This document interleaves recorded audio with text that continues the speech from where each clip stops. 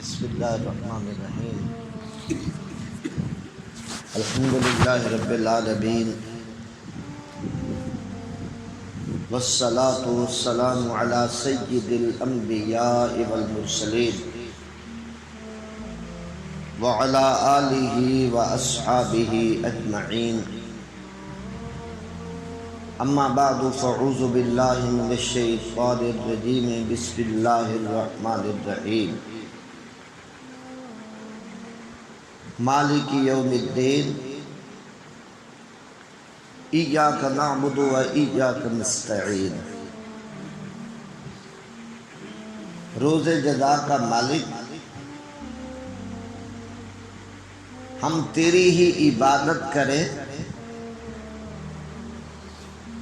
اور تجھ سے ہی مدد مانگیں۔ اسلام بندے کو دو حالتوں کے درمیان رکھتا ہے کہ مسلمان رجا اور خوف یعنی امید اور خوف کے درمیان ہوتا ہے،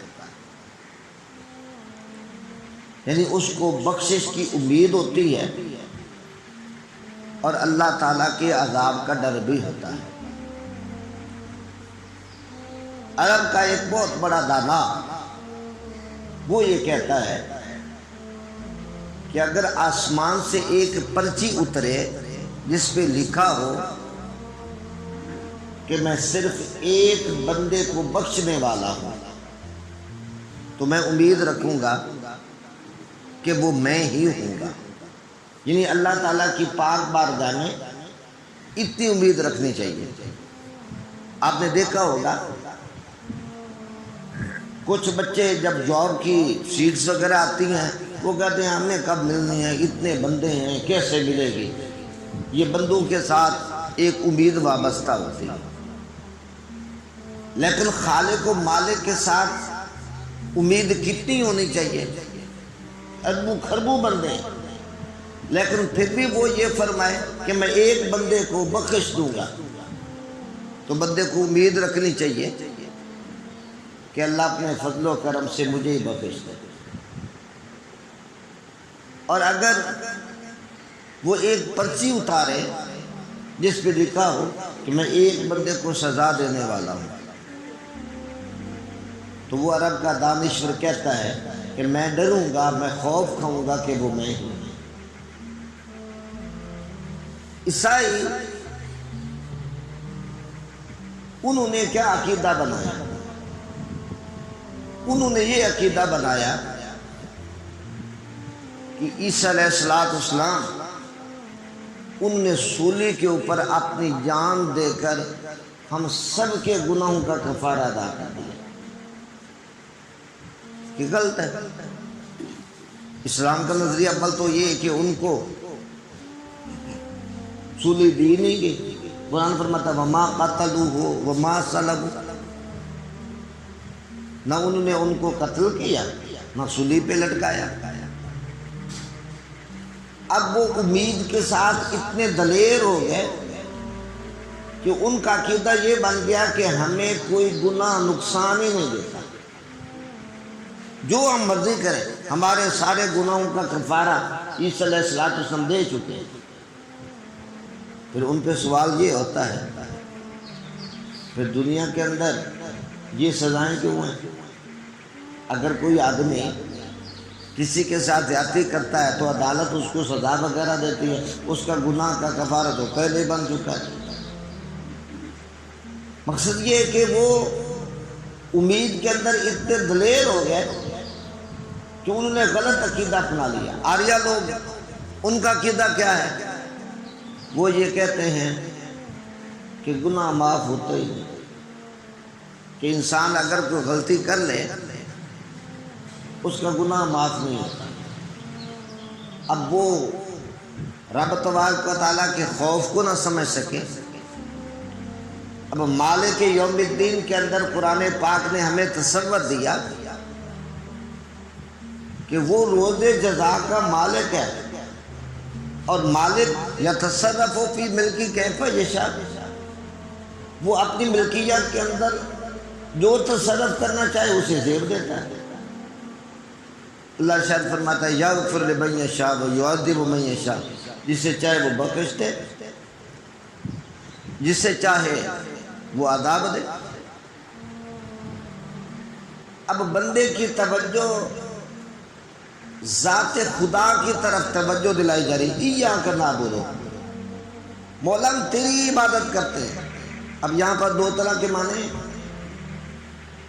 اور اگر یہ معنی ہو کہ ہم تیری ہی عبادت کرتے ہیں تو یہ بھی دعا ہے، اور حضرت رحمۃ اللہ علیہ نے جو معنی لکھا ہم تجھے ہی پوجیں، یہ دعا ہے۔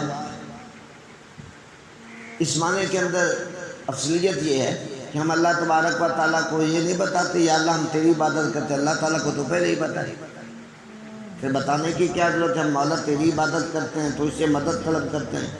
یہ معنی زیادہ اچھا ہے کہ کیونکہ سورۃ فاتحہ پوری دعا ہے حدیث کے اندر کہ مولا ہم تیری ہی عبادت کریں اور تجھ سے ہی مدد چاہیں۔ عبادت ہے کیا؟ بعض لوگوں نے کہہ دیا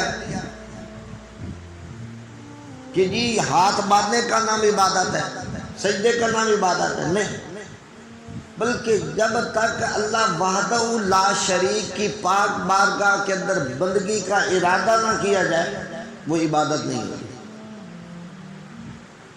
جس طرح کہ ایک تفسیر کے اندر لکھا ہوا ہے کہ ایک بندے نبی پاک صلی اللہ علیہ وسلم کے غلام سرکار دو عالم علیہ السلام کی پاک بارگاہ میں حاضر ہوئے تو ہاتھ باندھ کے کھڑے تھے، سپاہی روکا، اس نے کہا یہ عبادت ہے، شرک ہے۔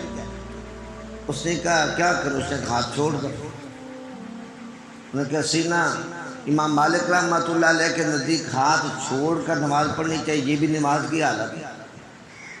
ہاتھ ناک کے نیچے باندھتے ہیں یا سینے کے اوپر باندھتے ہیں یا ہاتھ چھوڑتے ہیں، تینوں پوزیشنیں۔ ایک امام صاحب کے نزدیک ہاتھ چھوڑ کر کھڑے ہونا یہ بھی عبادت ہے، تو پھر کیا کرو؟ انہوں نے کہا عبادت پھر کسے کہتے ہیں؟ اس نے کہ عبادت کا مطلب ہے بندگی کی نیت سے احکامات کو بجا لانا۔ اب بندہ دوست کا بھی تو کہنا مانتا ہے، اب یہ مطلب نہیں وہ دوست کی بندگی کر رہا ہے۔ بندہ والدین کا کہنا مانتا ہے، شریعت بھی حکم دیتی ہے، اللہ کا بھی حکم مانتا ہے، لیکن رب تعالیٰ کا جو حکم مانتا ہے وہ اس بنا پر کہ بندگی کی بنا پر، یعنی عبادت کے اندر نیت کا ہونا شرط ہے۔ اگر آپ کی نیت نہیں ہوگی تو عبادت نہیں ہوگی، ایک بات۔ دوسری بات، بندہ اکیلا نماز پڑھ رہا ہے، وہ کہتا ہے مولا ہم تیری عبادت کرتے ہیں۔ کہنا تو چاہیے تھا مولا میں تیری عبادت کرتا ہوں، ہم تیری عبادت کرتے ہیں، دوسرے بندوں کو کیوں ملا رہا ہے؟ کبھی یہ سوچا؟ نماز تو ایک پڑھ رہا ہے، چلو جماعت کے اندر تو امام کہ ایاک نعبد و ایاک نستعین، مولا ہم جتنے کھڑے ہیں ہمارے پیچھے کھڑے ہیں، ہم تیری عبادت کرتے ہیں تو اس سے مدد طلب کرتے ہیں۔ بندہ ایک نماز پڑھ رہا ہے اور کہتا ہے ایاک نعبد و ایاک نستعین، اس کے اندر حکمت کیا ہے؟ فقہا نے اپنی کتابوں کے اندر لکھا کہ عبادت اس ایک بندے نے نہیں کی، ہم سے پہلے انبیاء کرام علیہ السلام نے کی، شہداء نے کی، صحابہ کرام رضوان نے کی، غوثوں نے کی، قطبوں نے کی، ولیوں نے کی، نیک بندوں نے کی، کرتے رہ گئے کہ مولا میری عبادت اپنے نیک بندوں کے طفیل قبول فرما۔ تیرے نیک بندوں نے نماز بھی پڑھی ہے، تیرے سارے بندوں نے بھی نماز پڑھی ہے، تو میری نماز کی قبولیت ان کی وجہ سے فرما دے۔ یہ ایک اور ایزو انکساری ہے، کیونکہ اکیلے نماز کے بنسبت جماعت سے نماز کیوں افضل ہے؟ اس لیے کہ کوئی ایک نیک بندہ ہوگا، اس کی وجہ سے سب کی قبول ہو جائے گی۔ اسی طرح ایاک نعبد و ایاک نستعین، اور عبادت کی حقیقت کیا ہے؟ العبادت ہی اقصی غایت التذلل، انتہا درجے کی عاجزی، جو خاص طور پر سجدے کی حالت کے اندر ہوتی ہے۔ آدمی ناک، پیشانی، ہاتھ، گھٹنے، پاؤں، یہ سب کچھ رب تعالیٰ کی پاک بارگاہ کے اندر جھکا کر کہتا ہے سبحان ربی الاعلیٰ، سبحان ربی الاعلیٰ۔